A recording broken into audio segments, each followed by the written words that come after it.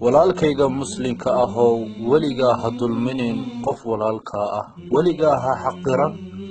qisada tan ayaanu walaalayaal idiin soo gudbinaynaa. maalin maalmaha ka mida waxaa jiray nin aad iyo aad u xaqiiri jiray, nin maskiinoo seexan jiray iriddiisa, dukaanka iridkiisa.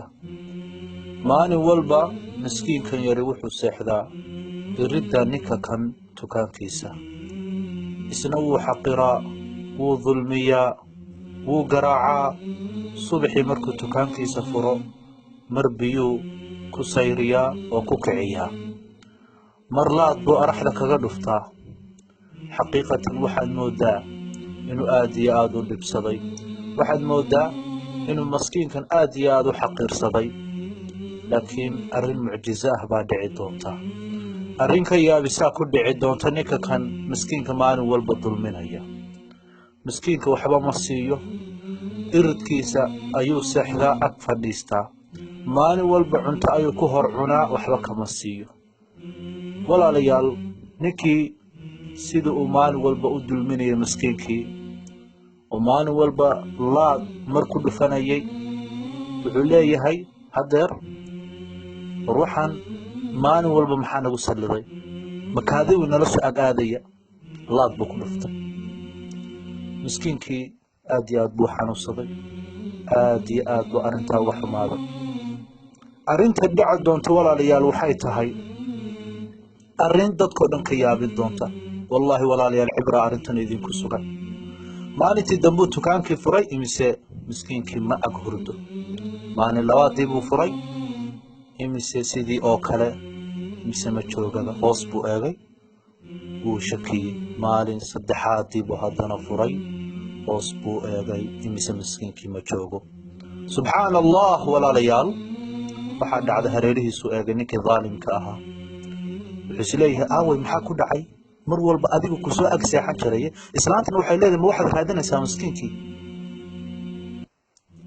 wuu shakiyey, wuxuun baa ku dhacay buu yidhi, wallayo bille. kaamiradii ayuu eegay. kaamiradii markuu eegay ee iridka waxaa dhex jooga sheegi jirtay, wuxuu isiri kombyuutarkiibuu furay. arrin mucjisaa waa walaalayaal uga soo dhex bixi doontaa.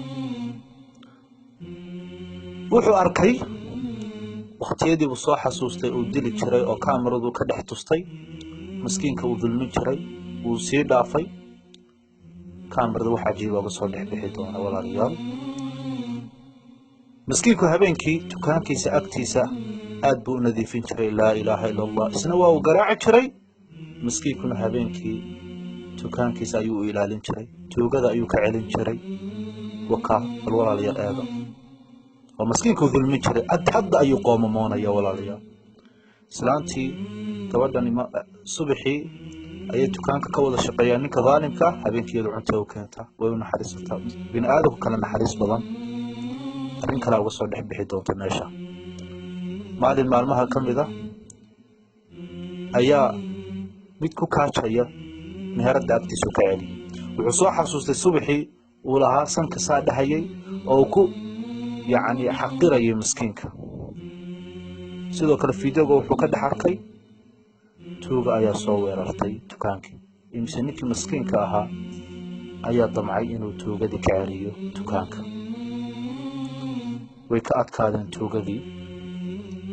miskiinkii way garaaceen tuugadii. isna subaxii wuu dulmiyaa, isna habeenkii ayuu tuugada uga celinayaa dukaankiisa.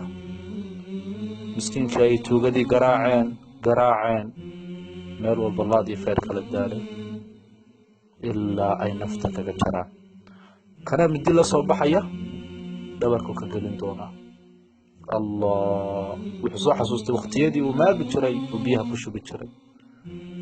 miskiinku daraaddii buu u dhintay, isaga aawadii buu u dhintay.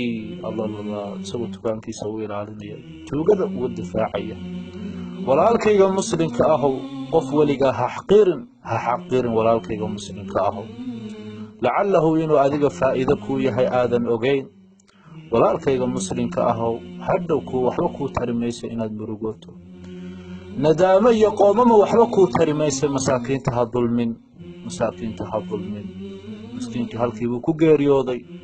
allah walaalkayga ilaahay subxaanahu watacaala dulmiga naftiisa wuu ka xarimay falaa tadaalamuu ayuu yidhi hays dulminina yaa cibaadi addoommahaygiyo fiidowgan walaalayaal cibro ayaa inoogu sugan ilaahay dartii u sii gudbiya ilaahay dartii u sheergareeya